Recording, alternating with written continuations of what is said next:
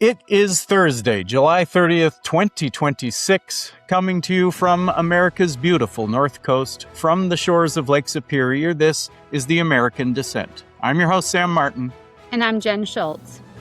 On today's show, we're joined by Lyle Thomason, longtime IBEW member and currently on the board of directors of the Upper Midwest Metering Association.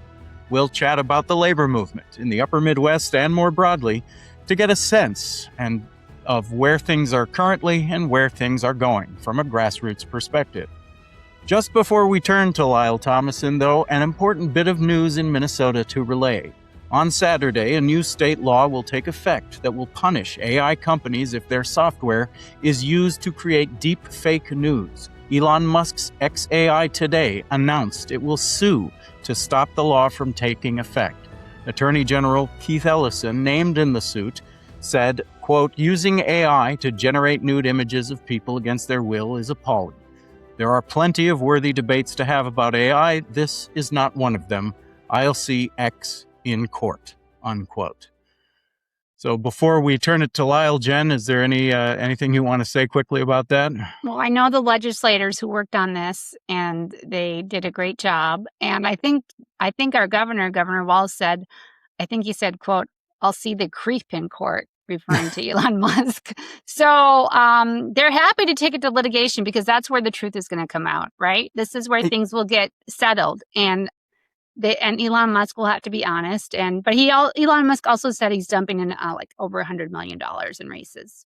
I'll be honest with you, Jen. I don't think Elon wants to go to discovery. I think this is just to try and see if he can get it stopped by threatening a lawsuit. I don't think it's going to actually turn into one. I mean, I'll eat my words if he does, but then we'll actually get discovery from Elon and X. That would be incredible. And why is he opposed to this? Someone should ask him that question in his next interview. That's interesting because XAI is the only company suing, at least for now. None of the other companies. It's because we know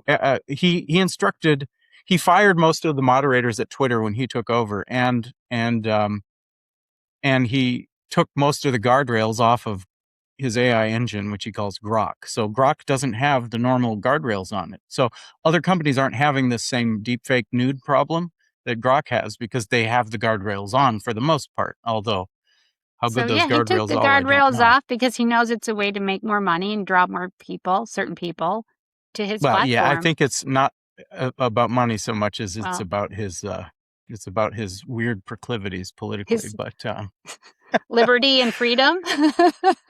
But actually, I mean, and this is kind of a good way to bring Lyle into the conversation, because there's concerns about AI with respect to labor and all those kind of things. As I've said many times, I'm pretty firmly a skeptic of most of the claims surrounding AI and how they're going to take over everybody's jobs and stuff like that. I think AI is kind of mostly a financial boondoggle for the most part. Not that it doesn't have some uses, but I think genuinely the way to deal with AI as a threat and just kind of these big financial business moves as a threat is organized opposition, and especially and most importantly, organized labor as opposition. So I think that's a really good way to bring our friend Lyle Thomason into the conversation. Lyle, welcome. Thank you so much for joining us. Thank you for having me. And being you're talking about AI, let's go to the Screen Actors Guild and some of the other Hollywood people that are opposed to AI and some of the stuff that they fought back on. And if you look at what they've said, you look at the 2023 Hollywood strike of the Writers Guild stuff. Yep.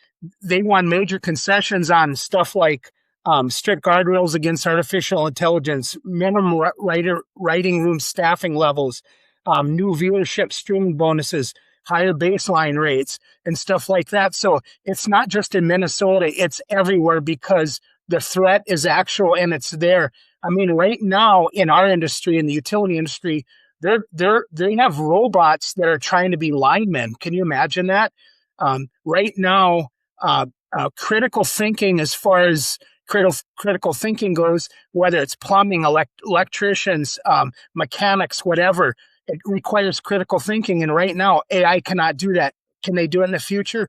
Possibly. But right now, not only organized labor and unions, but everybody, I think, is fighting back against them. If you look at the latest poll, I think a majority of Americans are against AI, not only because they're going to take our jobs, they're a fear of what's going to happen because they say in 10 to 20 years, with supercomputers and everything, they're going to be outpacing us. And I'm not an economics major like some people, but the bottom line is I think that's the biggest fear is economics and what the end result will be. Right. Well, I mean, just to, we'll get back to the labor angle, but just to present this into the room here, as it were. But part of my skepticism is, and I'll use a term that Cory Doctorow, who's written a book on AI that was just published, he uses, called criti-hype.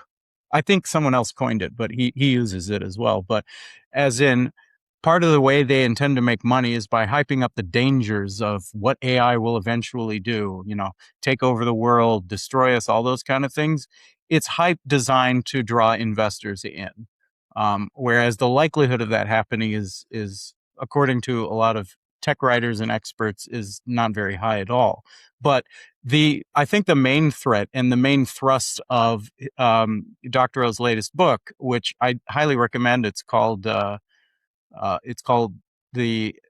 Reverse Centaur's Guide to Life After AI. It's kind of a mouthful of a title there, but what he kind of gets at in the book is that what AI is selling is the ability for bosses to fire you and replace you with something that really can't do your job. But bosses are excited about the prospect anyways, because at the end of the day, this is about who wants to pay who and how much they can cut what they have to pay. I mean, we're in a system, unfortunately, where, people don't want to pay people to do the work. It's just, that's the system we're in. I mean, that's the capitalism. driving. They want to minimize their labor costs, and they've been slowly destroying unions in this country, and we are starting to see a little bit of an increase in union activity over the last 10 years, and a lot more people, like over 50 million people, wish they were in a union, and they would join a union tomorrow if they could, because of this backlash, and people's wages aren't keeping up with inflation, and they can't afford their rent, their mortgage, their food, their gas, because they're not being paid livable wages. So in terms of AI, though, what I find interesting, Lyle, and maybe you can reflect on this, is that these data centers that are really controversial, that AI will need, that they need to, they need, millions of acres of data centers. They are hiring the trades. They are hiring a lot of electricians. They're putting millions of dollars. Like, I think Google's paying for an IBEW training program to increase the training from 19,000 to 30,000. They're putting in 50 million. Others are putting in 100 million in Texas for training programs, because they realize they actually do need humans, and they need the expertise of the trades, the electricians, plumbers, carpenters, etc., to build these data centers. So is there conflict among the unions about data centers and AI? Absolutely. It's dividing our membership, because if you look at the IBEW members in northern Minnesota have a lot different perspective than the IBEW members in the Twin Cities metro area, where we care, we're really watching the water use. We're watching how much power it's being used, how the power is being generated. Is it diesel generation? Is it natural gas? Is it solar? Is it wind? So yeah, they're really good at dividing the IBEW members and all trades in general. So yeah, it's a very tough stand, because the IBEW in general backs these data centers because it puts our members to work. But the rank and file, depending upon what geographical area they come from, are have mixed emotions on it. So yeah, it is really a tough subject to bring up in the IBEW and all trades. Yeah, and people so IBEW are the electricians, and they're one of my favorite unions. And I'm not just saying that because Lyle's on. They have been as a candidate, and they've been very supportive of my previous campaigns, but a lot of folks. And they're smart guys. They're smart people. They know stuff. And so I can imagine how this can be very divisive. And it's really sad to see that, because we need to be in solidarity to bring back our country and to address this polarization. And one thing we've noticed is that data centers are actually bringing Republicans, Independents, Democrats together on a topic, showing up to resist a data center in people's backyard, like we've seen here in Hermantown, Minnesota. And if you look at even the governor of Texas, I mean, how right-wing he is, he's even come out and said straight out, they're not going to give data centers taxpayer money anymore. So that's not telling you because he believes in it. He's telling you because of the pushback from the people out there saying, you know what, if you want my support when you run for office, you better start listening to us. So it's not that he believes in it, but for his political future, he has to believe in it. Lyle, can I ask, because, I mean, you said it's dividing the membership geographically, but, I mean, beyond geographically, I guess the pushback that people would give would be, well, it's important work, but this is to construct the data center itself. It's like a one-time thing. It's like a one-time big financial windfall for the people that do get those jobs. No doubt they'd get six figures for the year that it's being built, but then it's built. And then maybe there's maintenance from time to time, but at the end of the day, we're talking about initial jobs and then no jobs coming from these data centers after. And that is correct, because once the construction's done, if you look at these data centers, what they take to operate, it's a minimal amount of people, and that's what they were designed to do. So the bottom line is it gives our membership a certain amount of work for a certain amount of time, but after that, the jobs are gone. Besides a little maintenance here and there, they're gone. They're not there long term. So if they say, well, we're going to employ 2,000 people for how long? It's an initial amount of people. So long term, no, it's not. It does not support labor long term. Right. And so how is that being received by the members who are in favor of data centers? I mean, what is their response to that argument? I think the response is different based on the age group of the member. So if you're looking at older people like me that have been through these ups and downs and all these promises, well, we promised to do this, we promised to do that. We've lived it. We understand it. Long term, older people like me that have been in the trades know that it's short term. Or the younger people look at it as these are great jobs, and they are short term, but I don't think they understand the long term repercussions of this. But isn't like being an electrician or trades, like every project is short term? If you're working on a commercial building or residential, maybe that's one argument they could use. But my question is, are they at all concerned that you're going to, triple the number of electricians or plumbers to do this work, and then there's more competition for bids for these jobs, and people will receive lower in compensation, lower wages, because more people are bidding on those projects? So has that ever come up in the meetings that you're going to, Lyle? It all depends upon what state it is, because Minnesota really is a strong union, so we have prevailing wages, so it is different. But in Texas, where they don't have that, it might be a totally different scenario. So I guess it depends upon the state and what their laws are and stuff. But in Minnesota, I know, thanks to past governors and Governor Wallace, we have prevailing wage laws which protect us. But a lot of other states do not have that. Can you explain prevailing wages for our audience, Lyle? Yeah, prevailing wages saying, let's say you do this job in Minnesota and you're getting a certain amount of taxpayer dollars, which all these companies are wanting taxpayer funded give outs. So the state of Minnesota basically says, okay, if we, the state, which is the taxpayer, gives you a certain amount of money, you're going to have a certain amount of standard. You're going to pay this wage. You're going to give this benefit. And so that's prevailing wage. So in Minnesota, we're lucky. We got great prevailing wage laws. So if you come to the state of Minnesota and you want taxpayer give out, you will have prevailing wages. So if you're a company that wants to build, a high-rise corporation or corporate building or warehouse, and you get any any funding from the state, Correct. any grant, you have to basically sign a contract that says you have to pay these living wages. Correct. And if you don't, you'll get a big fine because there's oversight and enforcement, Correct. right? That is correct. Yes. And Lyle, do you know how many states have that prevailing wage law on the No, I books? don't, but I can about guarantee you if you're a red state, you don't have it. If you're a blue state, you do.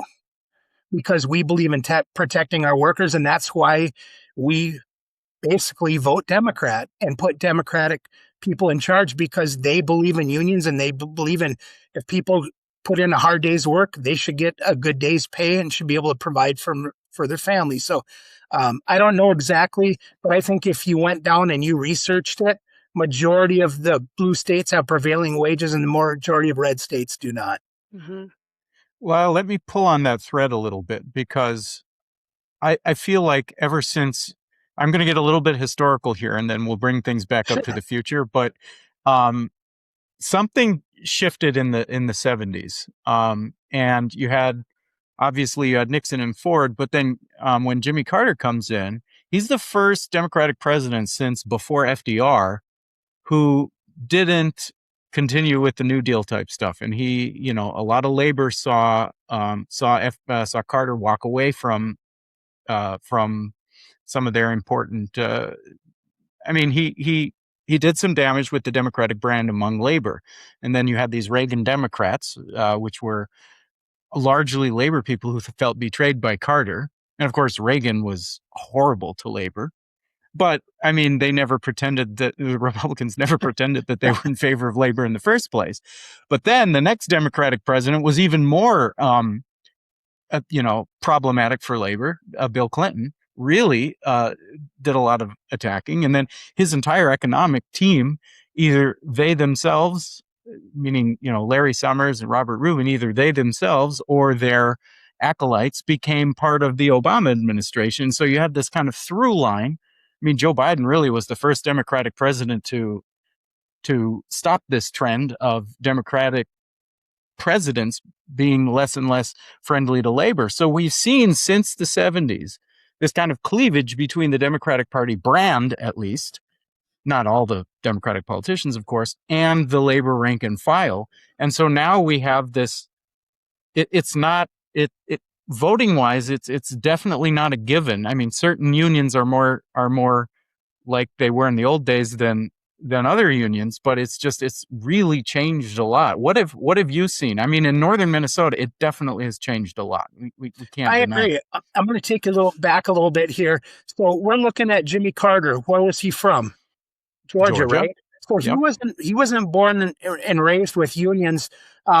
As a Navy guy myself, he was a brilliant nuclear scientist, and he was one of the godfathers of the Navy nuclear program on submarines.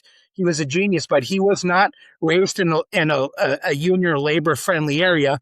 Let's move on from that. You get into Reagan, who busted air traffic controllers, and he wasn't even shy about it. So that was the start of the Republicans basically telling union, we'll bust you if we don't like what you do. We'll bust you. Then go on to Bill Clinton, who signed NAFTA, which is one of the worst deals ever. And Ross Perot said it correctly when he said, you're going to hear a big sucking sound going south. And I voted Democrat my whole life, but I voted for Ross Perot because of that, because I believe the Democrats were kind of turning their back on unions. And so older people like me, last of the baby boomers, will never forget that. But the thing about it is, as Republicans have never been shy about not backing labor unions. I'll give you an example. Pete Stauber, right? So Pete Stauber's all over the Iron Range in northern Minnesota. I'm protecting your way of life. I'm for Iron Range. I'm for miners. I'll walk the picket line with strikers. And then he goes back to Washington and he votes against the PRO Act, People's Right to Organize. So Republicans are very good about messaging. I will admit that they're great at messaging, and Democrats have not been great at it. But the bottom line is, look at the records. Look at Pete Stauber's record. He was about as anti-union as you can get. Oh, Lyle, I understand that, but let me cut in here and just kind of get to the meat of the question. Yep. In a sense, betrayals feel worse than like the devil you know. I mean, the Republicans are the devil you know. They've been against unions forever, right? Yep. Since Teddy Roosevelt was the last Republican who was friendly to labor, right? And it's like go back over 100 years. Yep. But Democrats had been friendly to labor for decades, and then it shifted. So betrayals feel worse.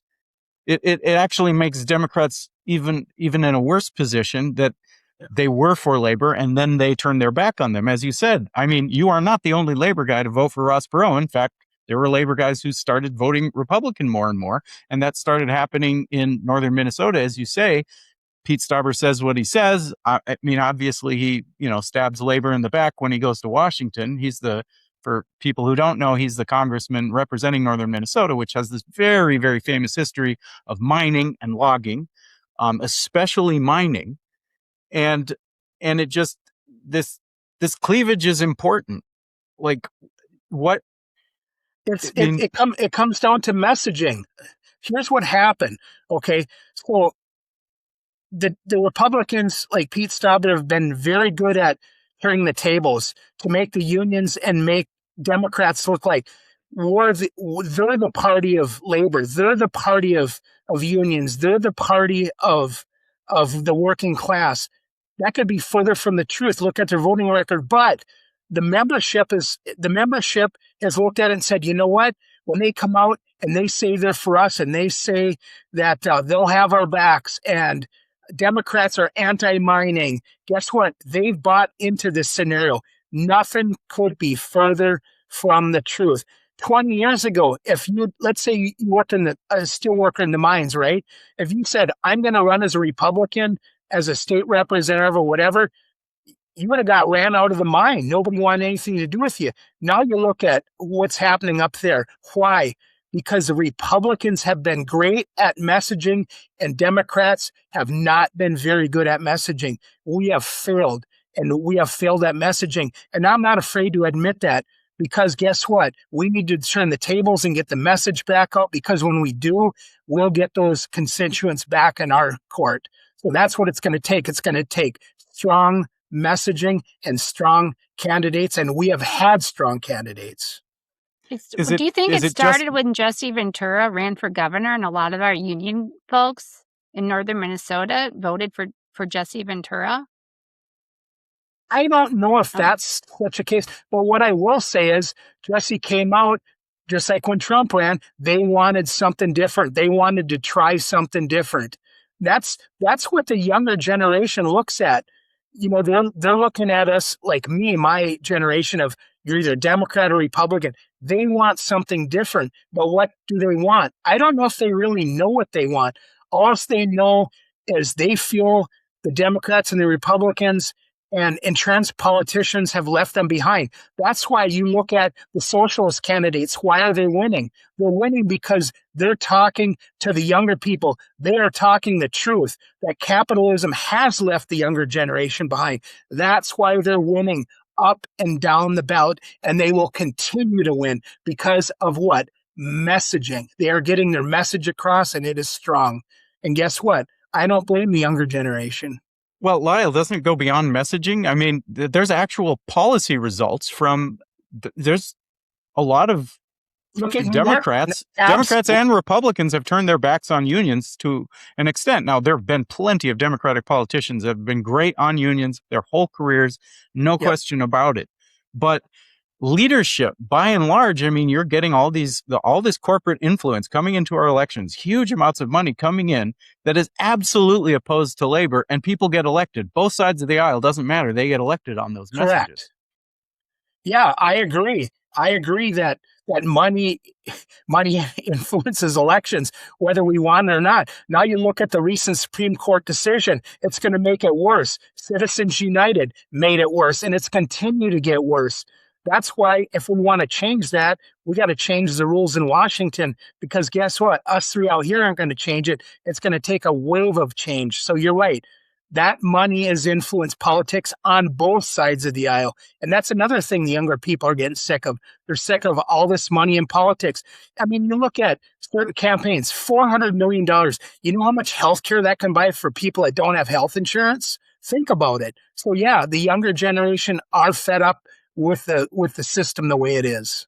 Yeah. And With even like respect, the I think team, the older generation is also. yeah, I think so. But you Which even I'm sick of it. you see, unions generally were supportive of Democrats nationally, Yep. nationwide. They are the big, they're the ones raising the money, funding campaigns, and we still have, at least three big unions funding campaigns in Minnesota, Education Minnesota, the nurses, and Ask Me. But nationally, we saw this during some of the Trump terms. The Teamsters, the president of the Teamsters, right? And then the president of United Auto Workers, UAW, taking different sides. And it was a big surprise to see the Teamsters, a strong union, come out and appear at the Republican convention and speak on the behalf of Republicans. I think you're going to see a difference between the national level and the rank and file level in unions. For example, you take a look at the 49ers union, right? So Pete Stauber up north has these billboards union endorsed because he got the support of one local 49er union. The national level, for the most part, does not support Republicans. My father-in-law was a 50-year member of the 49ers. When they first came out and said they were supporting Stauber, he about wanted to, you know what. So the bottom line is there is a disconnect between the rank and file and the national membership. You look at the UAW, right? For example, Sean Fain, right? So he's come out nationally and spoke against Trump how many times? So all of a sudden, the Department of Justice wants to do this big investigation into him. The independent Department of Justice. Well, there's nothing independent about it. Trump appointed certain people to go after certain people, and Sean was one of them. Now, having said that, Sean has not been totally forthright to rank and file. For example, I'm a member of the International Brotherhood of Electrical Workers. Every year, our leadership puts out a status report of how much money we brought in, where the money's going, and everything like that. Sean, on the other hand, hasn't filed anything in 2 to 3 years. So that's why the rank and file is upset with them. They don't know where their money's going. They don't understand what's going on. So that's why they're upset. Has Sean Fain been perfect? No. But he's done a great job for the United Auto Workers and all the hard battles and what they've won.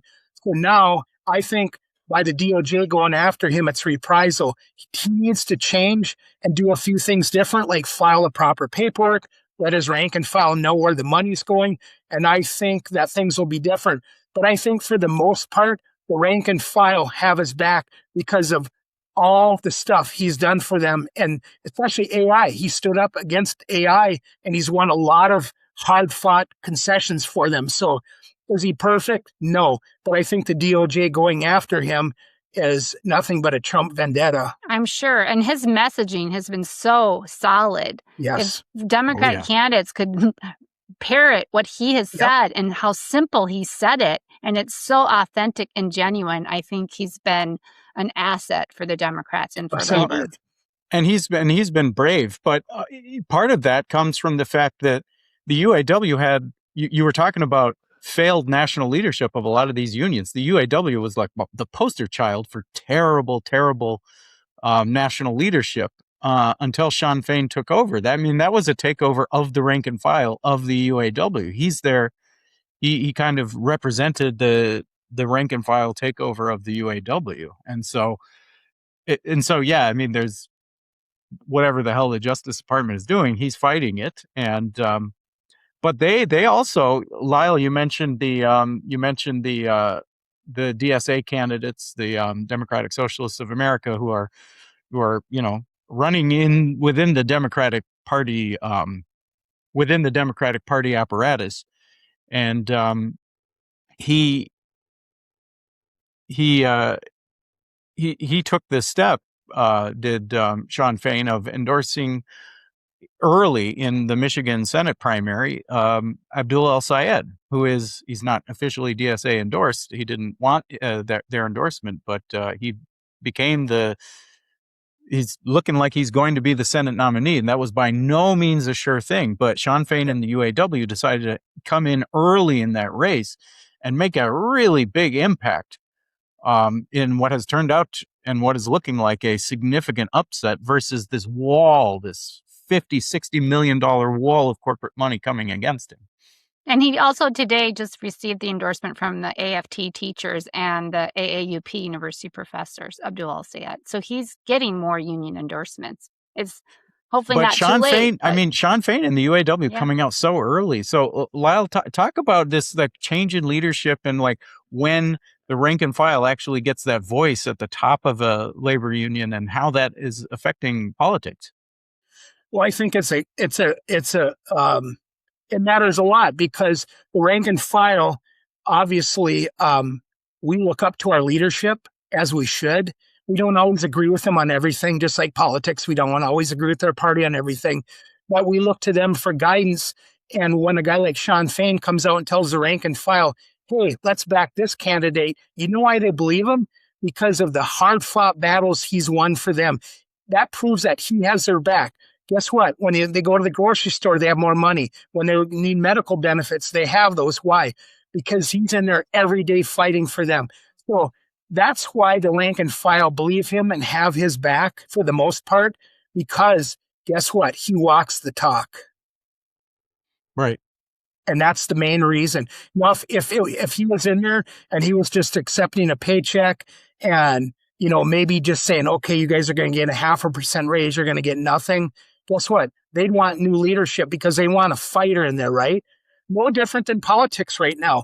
Guess why these young socialists are winning? Because they want a fighter. They don't want an everyday, I'll just follow the quid pro quo or whatever you call it. They want a fighter. And that's why these young socialists are winning, because young people like my kids want fighters in there. They don't want people to just say, we're going to have basically the status that has always been. We want fighters. And guess what? Badami, the governor of New York City, guess what? He's a fighter, and he's proved to them by patching roads. You see how many roads and potholes he patched? Why? Yep. Because he's walking the talk. He's showing them, guess what? You're paying these taxes. We're going to improve your life. And he's been proving it. And that's why these socialist candidates are winning. Well, these are progressive candidates, but they're also not taking corporate PAC money for the most part. And I think that's really attractive to young people, all people, because they don't want their elected representative to be bought by corporations. Yeah. They want them to represent them and their families. And I think, that I've seen more and more candidates not take corporate PAC money. That is relatively new.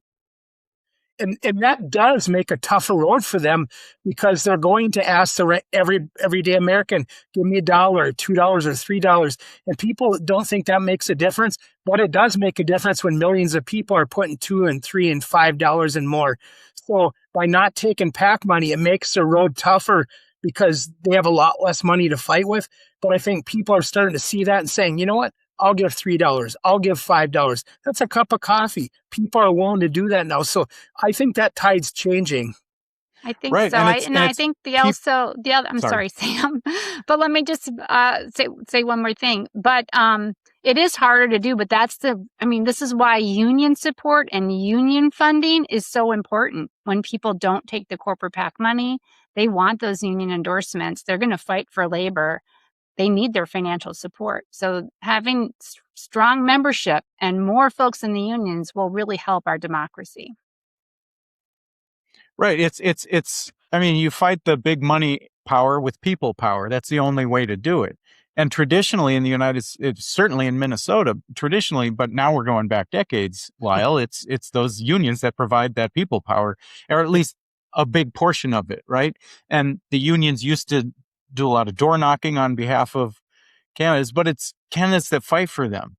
And so is that the formula you see, at least in like where you're sitting at? Is that what's necessary to get that kind of energy back among rank and file union members, say in northern Minnesota, who've drifted very, very far away from, what used to be traditional union politics? I think so. I always tell people, even my kids, what does it start out with? We the people, right?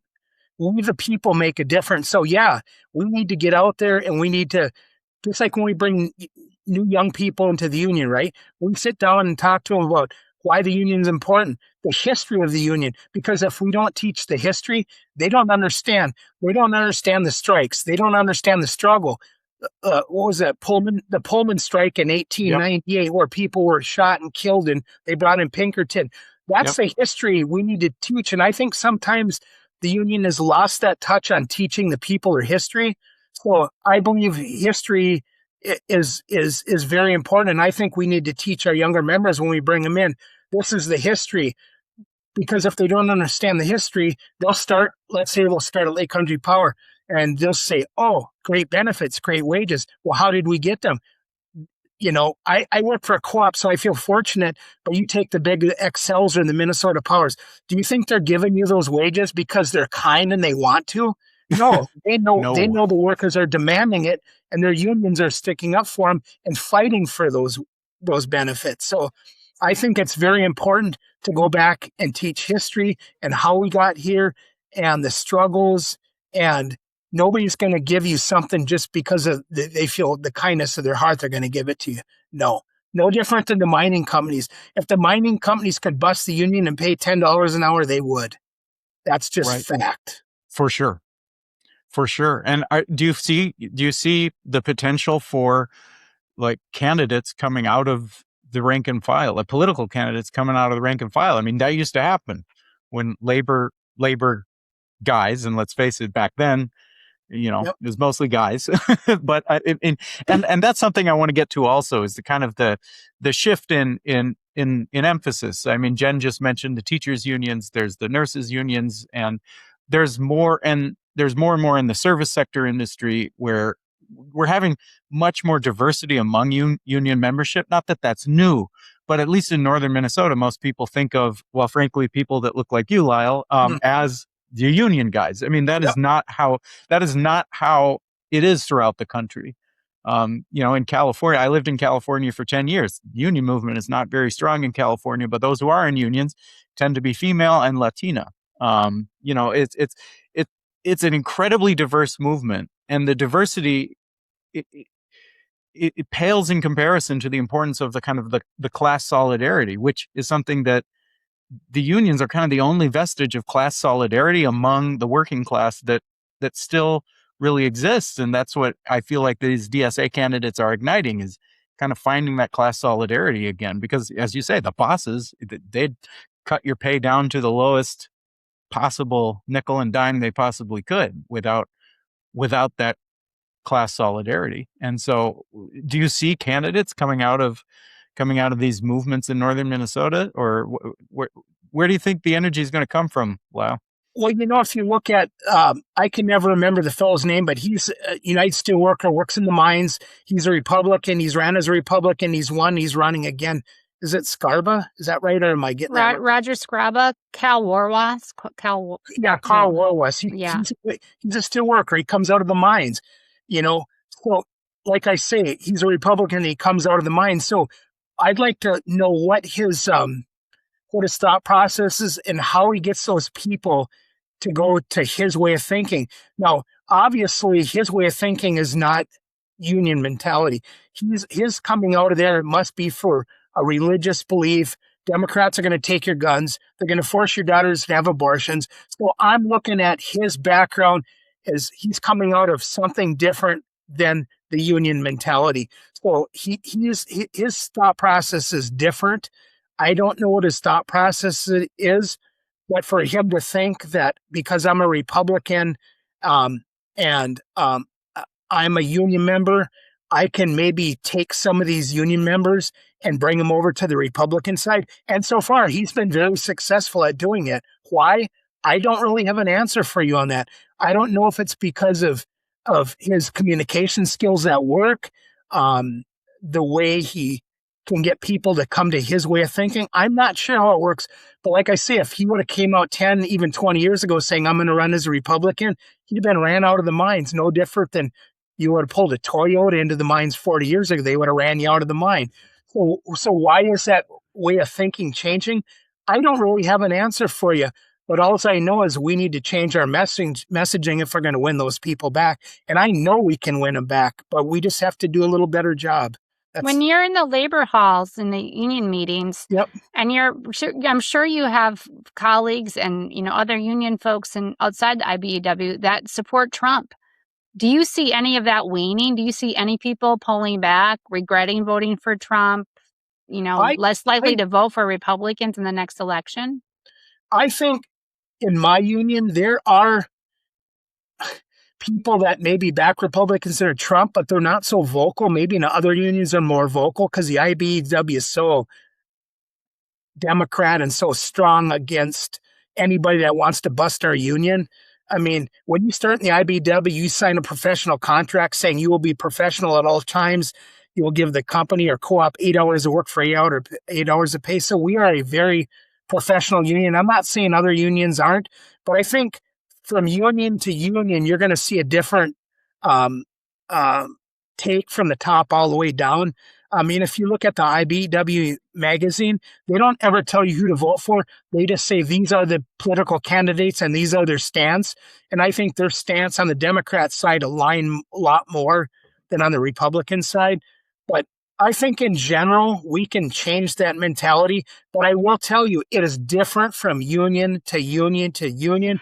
It's different on the national level and the local level.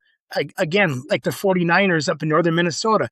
Stauber got them to believe him, and they back him every single time. Well, what you got to realize is when they back him, maybe it's the 4 people that are elected to run the union and 8 people at the union meeting. So they got 12 people. Now he puts up a sign saying his union endorsed. The national union don't endorse him. Yeah, So and it's funny because he voted against the big infrastructure bill that funds all of our projects that employ the 49ers.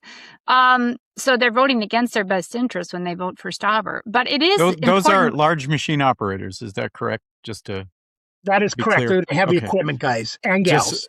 All Yeah, right. So our viewers know what the 49ers are. We're not talking about the San Francisco football team here. No, That's but correct. but it is. I think you bring up a really important point, Lyle, and that is it depends on who your business agents are, and they get elected. I'm assuming they get elected in most unions, or do they get appointed? But the leader of that union gets. These are elected positions. Yeah, that is correct. In IBEW, I'm out of local out of 31, same as Minnesota Power, same as a couple other, they City of Two Harbors, whatever. They represent all the electrical workers, and they are elected by the membership. So in my union, I don't think you're going to be elected as a president if you're anti-democrat, anti-union. You won't get elected. So you're right though. It's the business agent that is elected by the rank and file, and maybe when they run, the rank and file gets a little card in the mail that says, "Hey, vote for these candidates," and they don't spend 10 minutes looking at the candidates and even calling the candidates and saying, "What are your positions?" Because everybody's busy in their life. They might look at their fellow union member, go, "Who you voting for?" "Oh, I'll vote for them too." Not really understanding the repercussions, I should say. And it is important who the business agent is because, in my experience, they may or may not invite you to come and screen for an endorsement. So you don't get in front, like the 49ers wouldn't allow me to get in front of their members to answer questions, talk about my background. So the business agents are really important. So I would say if you want to, change your union, elect really strong business agents that are going to be fair, unbiased, and bring all candidates in front of members and give them a chance to speak. Yeah, Jen, you're 100% correct on that. So in our union, if we're endorsing a candidate, we let all candidates, it doesn't matter who they are, because guess what? The membership pays their dues. We have a fiduciary relationship. We allow everybody to come and speak because you want everybody to be able to speak their mind. So for a union to say, we'll allow this candidate, but not that candidate, they've already got a preconceived notion who they're going to back.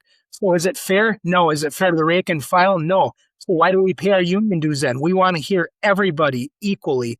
So for one union to say we're going to allow this candidate but not that candidate, it's a very much of injustice to their membership. And you want the members to show up to these meetings. So you really want your members to get involved. And they are busy with their lives and their families, and things are chaotic. And I'm sure a lot of them have never been to a union meeting, so they're not getting to vote on anything. The bottom line is we say whoever shows up wins, right? Yep. So if you show up, you control it. So I'm not saying anybody did anything underhanded, but if they call a union meeting and they only tell a certain amount of people and they don't post it, and they don't do anything. And so 6 people show up that want candidate A. Guess what? Wow, candidate A gets the endorsement. Why? Because nobody really knew about it. How is this? Is this common? I don't think it's common, but does it happen? Absolutely. It's not common. In our union, doesn't happen because when there is an endorsement process or whatever, it's posted and they say this is what it is. The meeting's open to the membership. Please show up. So is it common? No. Does it happen? Yes.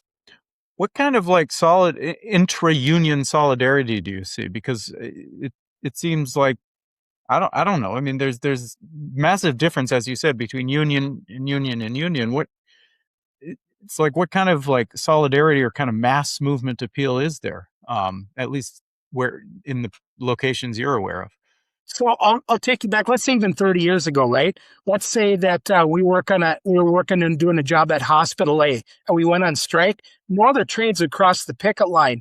But here, the companies got really good at this. So when you sign a contract, it says straight out, it says you will abide by this contract. So they've gotten it where, let's say that happened now, other trades would be forced to cross the picket line because they've written language in there that says that you have to abide by your contract. So your contract says, even if another union strikes, you will cross the picket line and you will work. Not saying all of them are like that, but companies have learned and gotten very good at dividing unions. As far as rank and file goes, I'll be honest with you, I'm really not happy about the way the 49ers have done their business in northern Minnesota. Not happy at all. That's my standpoint and me as an IBEW member. Not my union, not everybody else, but that's me. So it's up to me to reach out to those people on a me and you basis and say, why do you guys do this? Why do you feel this way? And that's where you start building bridges. So it's not going to be done at the national level. It's not even going to be done at the local level. It's going to be done at me and you level. That's where it has to start. The change is never going to start from the top. The change has to start from the bottom. And I remember when some retired 49er members found out that I wasn't able to screen with the 49ers when I was running for Congress. They were so upset that they wrote a public letter and they distributed it and they sent it into the papers. And I don't know if this is a direct result, but that business agent eventually left the 49ers. And it might have been related to he upset a lot of the members for not having a more transparent process in candidate screening. But I think you're right. I think union members, they try to have solidarity across unions. We have labor picnics and we have, the central labor body where different unions come together and give updates and work on business issues. They work on, political issues. What policies should they be supporting? What's going on in their union? So we're going into the midterms, Lyle, and then a general election in November. If people are meeting with candidates, what questions should they ask these candidates about what labor issues are important right now? What are the priorities? What kind of questions should they ask these candidates about? Do you support certain policies? Do you support repealing right to work in these states, et cetera? What would you tell folks? That's a good one right there. Right to work means a right to work for less. That's all it is a company-backed situation. And I think they should be asked their candidates, how do you feel on prevailing wages? How do you feel about family sick and leave earned time? I don't know if I've said that right, but it's, what I'm saying in Minnesota. How do you feel about healthcare issues, especially how do you feel about employer-sponsored healthcare? How do you feel about Minnesota healthcare? Because you know what? Why don't people retire? Because they need the healthcare. Healthcare is one of the biggest things. So I think prevailing wages, right to work, healthcare, those are some of the biggest ones I see out there, because I can guarantee you most, if not all, Democrat candidates back those issues. Ask Republicans how they feel about those. You're going to get the runaround. You're not going to get straightforward answers. You're going to feel, I support labor. Well, guess what? When it comes to the nuts and bolts issue, they don't. But even like regulating AI and, having some secure job security in case AI does become more popular. But employers have been really, putting up barriers for collective bargaining. So any legislation that, puts in more timelines and requirements to resolve contracts in a timely way, or to create a union and to file the paperwork. So really making it easier and destroying the barriers that make it hard to collectively bargain and to form unions. I think those are also be good questions to ask candidates. I agree 100% on that. And another really good question is, how do you feel about these companies having basically, what do they call it, mandatory meetings to talk about why the union's bad and everything else? The bottom line is, I think under Walz, we've gotten great strides in preventing that from happening. And that's why I think you're going to see the union numbers still increase and increase and increase, because the younger people are sick of corporations having all the power. And I think the second part of that is they're sick of stagnant wages and many other things that, I mean, the unions brought the middle class, livable wages, healthcare, 40-hour work week. I mean, I could go on and on and on. Those were not Republican pushed points. They were Democrats, and they were the union laborers that helped elect those Democrats that were able to get those across the finish line. Did it happen overnight? Absolutely not. And you're right, Jen. I think the next big fight is AI.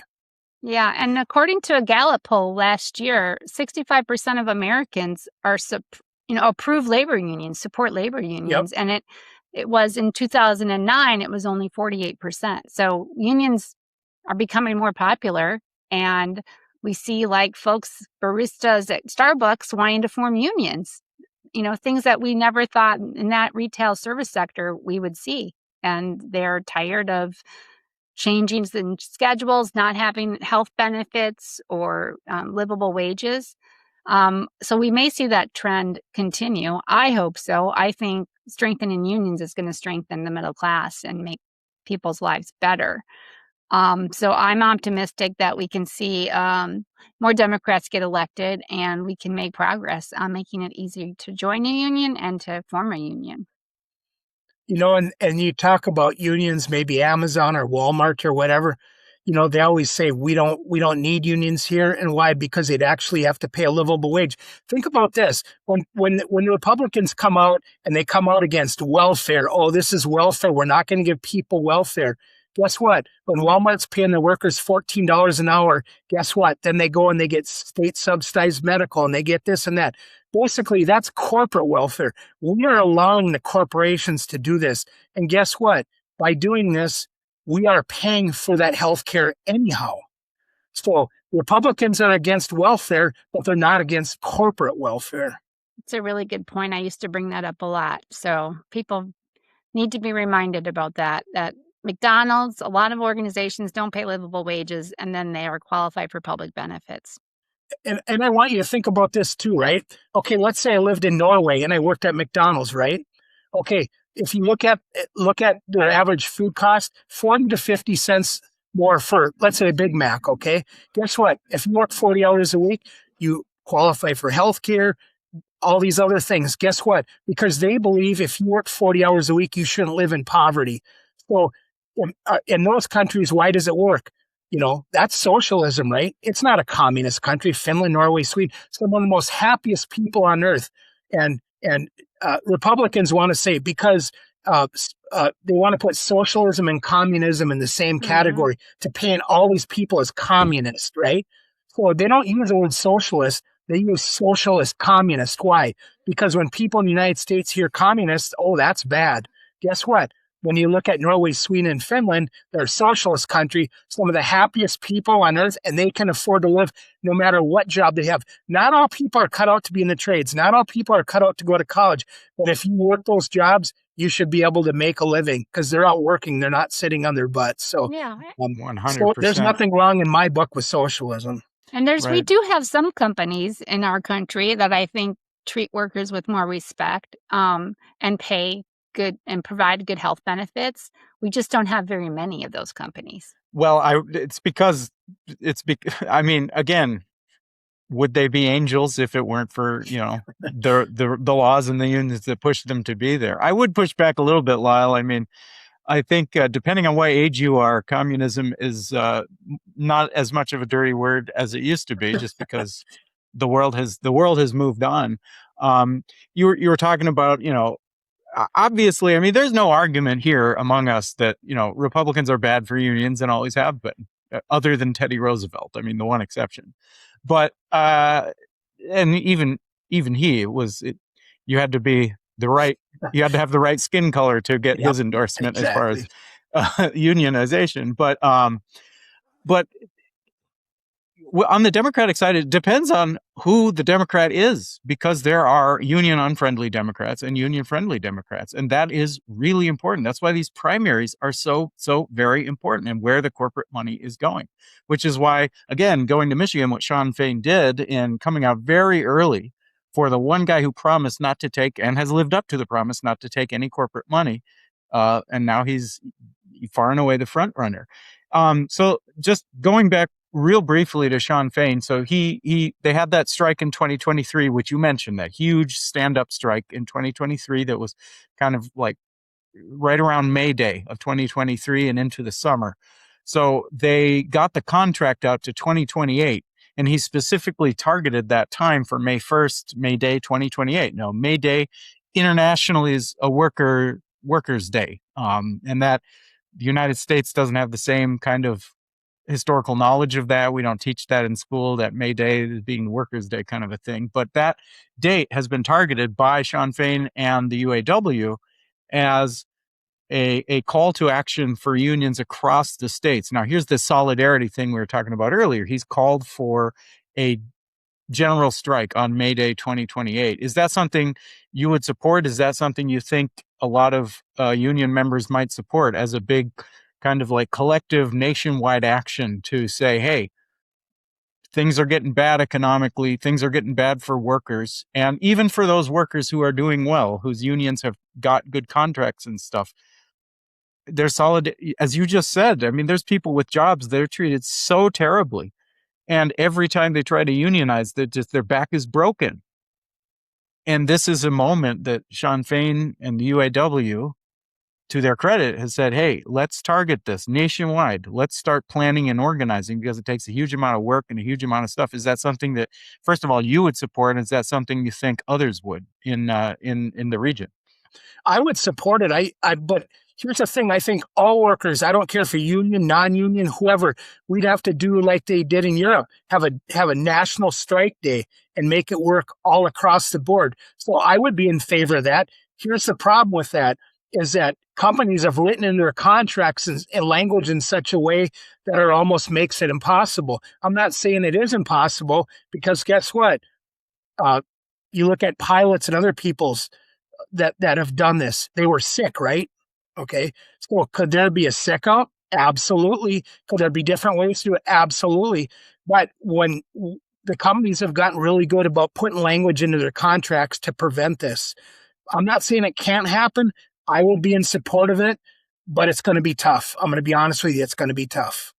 For sure. No question. No but question. Usually you have to give your employer notice. Like the doctors that are that formed a union with the LINA, to the LINA hospitals, they took a vote, and 90% of their members said that they will strike because they're not happy with the contract and the negotiations. They have to give, 10 days notice to the employer of when they're going to strike. So that is the type of language that are in these contracts that make it difficult just to do a May Day strike. Is it enough? I mean, May Day 2028, is that enough time? I mean, it's a huge organizing effort. There's no question. And it would take an enormous amount of buy-in from an enormous number of people. I mean, it'd be like running a presidential campaign, but for something different. I mean, it's just a massive effort. But would you think, just based on what you know locally and who you know and what kind of stuff is going on, with that much lead time, I mean, we're talking about 2 years basically, is that enough, do you think, to organize in this region, at least, if not other, the rest of the country, to do something like that? I think it could be done, because the unions have the organizational background, they have a playbook, and they know how to do it. So yes, I think in 2 years it can absolutely be done. I do believe it can be done, yes. But what's the value of doing this May Day strike? It's not just a day. I mean, this is a real, this is a planned real general strike, not just a one day off kind of a thing. This is a planned general strike. Like you said, Europe, going way back in Europe when they used to do stuff like that. I think the whole reason behind it is guess what? Corporations only understand one thing, and that's money. So hit them in the pocketbook. So if Americans would quit going out, let's say to a restaurant, but here's the thing, it's going to hurt the server. It's going to hurt the bartender. It's going to hurt. But you know what? If everybody walks out and says, I'm willing to do this, then it could work. Here's another issue is let's say the single mother working as a server misses 2 days of work. Where's she going to recoup that money from? Those are all the things that we need to think about. And corporations know that. They use it against us every single day. Why do they pay a server $2 and something an hour? Because they can. And the majority of their wages are on tips. Where in Europe, that doesn't happen that way. And people say, God, I wish our unions were as strong as Germany's. Why is Germany's union so strong? Because after World War II, we went in there and we built their unions. And they didn't have politicians over the last 80 years busting them like ours have. Right. Germans' unions are strong for a reason because we built them. We showed them how it's done. And their laws are different. I mean, by law, they have to have at least one union member on any corporate board of directors.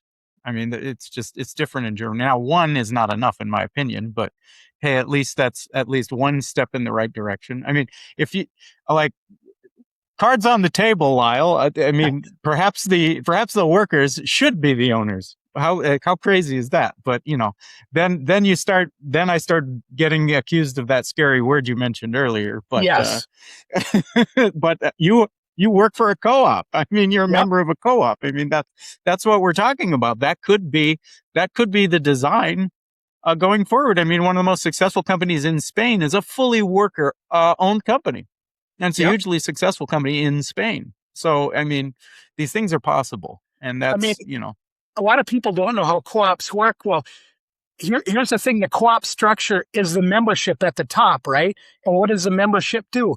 It elects the board of directors, which elects the general manager, which elects other people, hires other people to hire everybody else.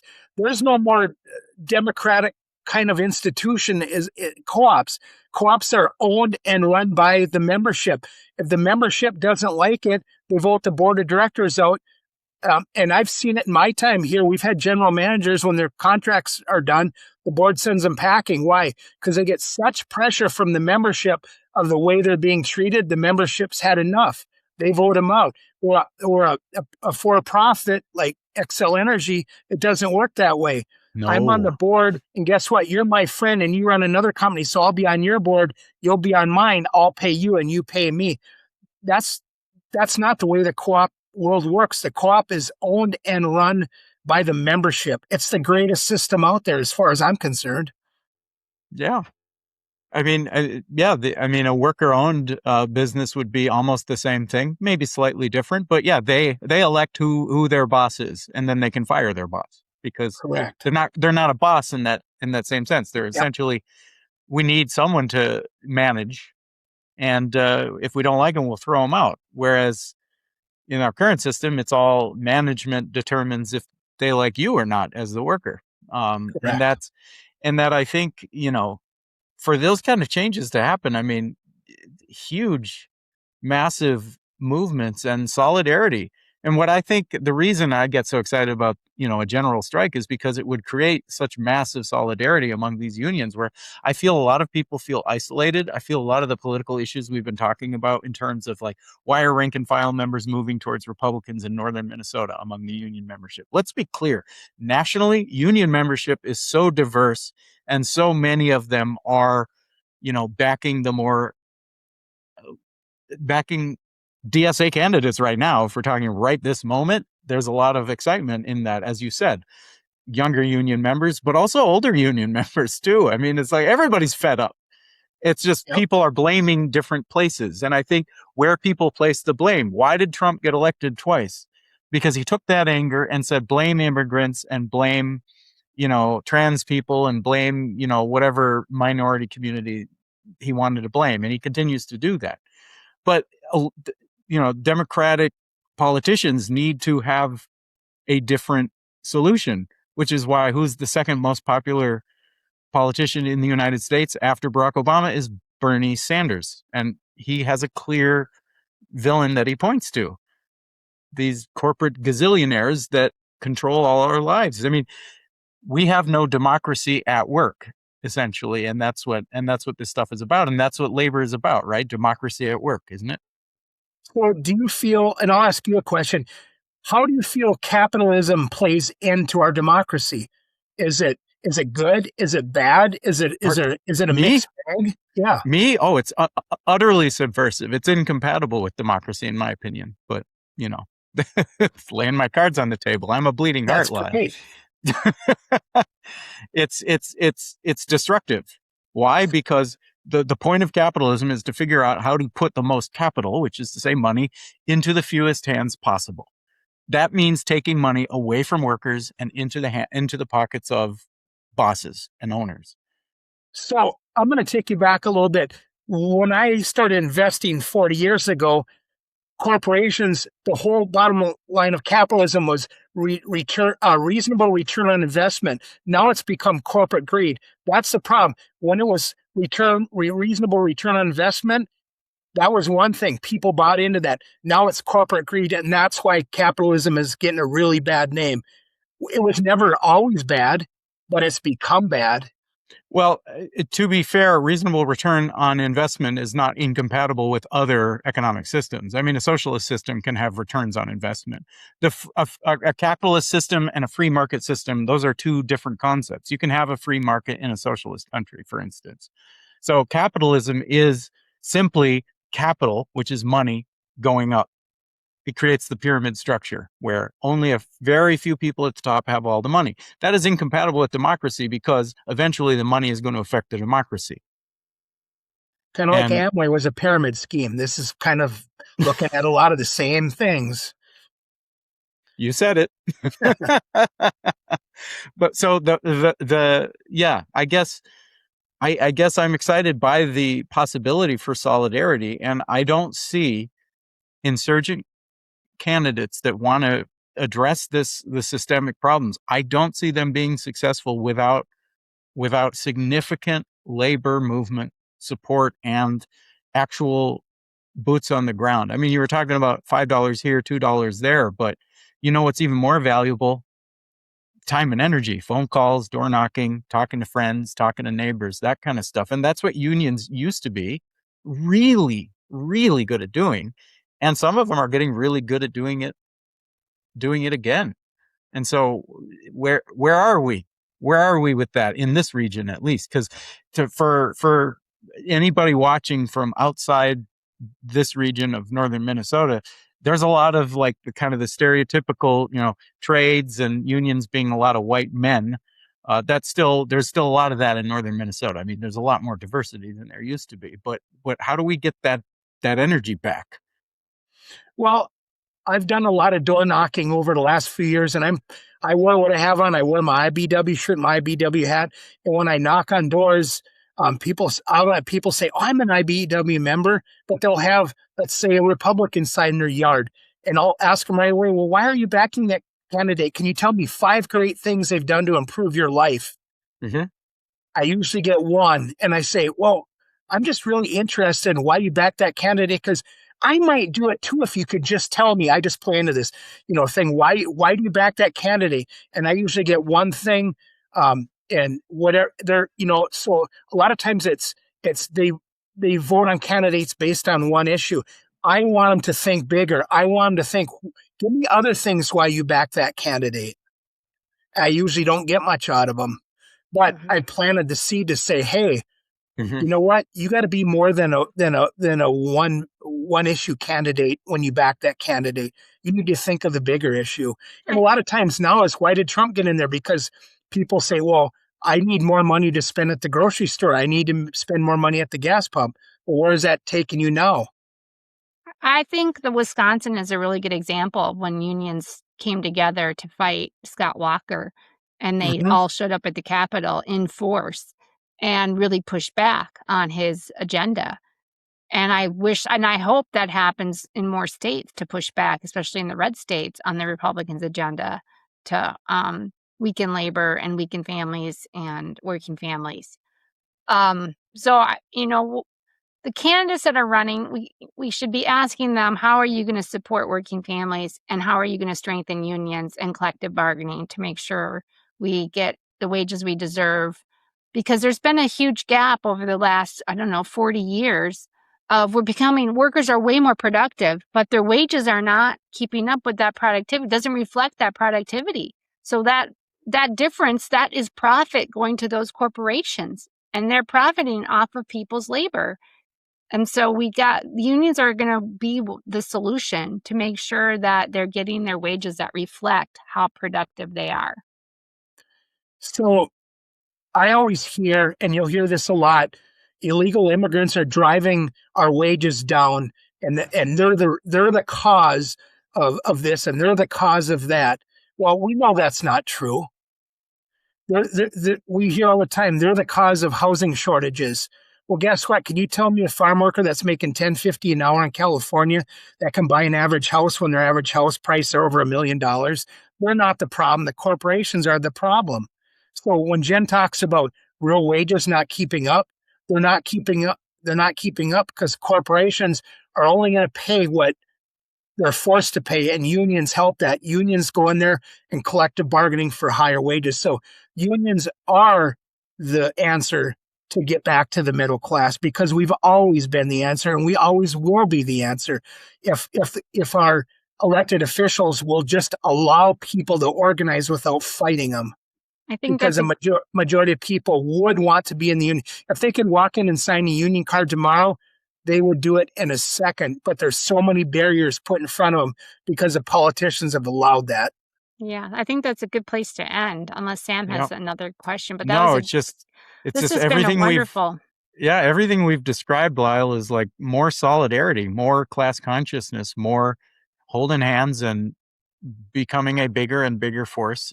It gets big enough, it cannot be denied. It just simply can't. And I'm going to leave you with one more thing. But Paul Wilson said, we all do better when we all do better, and that's through unions and solidarity. That's true. I agree. Well, thank you for joining us today, Lyle. We're definitely going to have you back as a regular guest to give us labor updates. So keep your ear to the ground and collect information, any stories you hear from your labor friends. Well, I appreciate it. Thanks for having me on today. Yeah, appreciate it. Take care.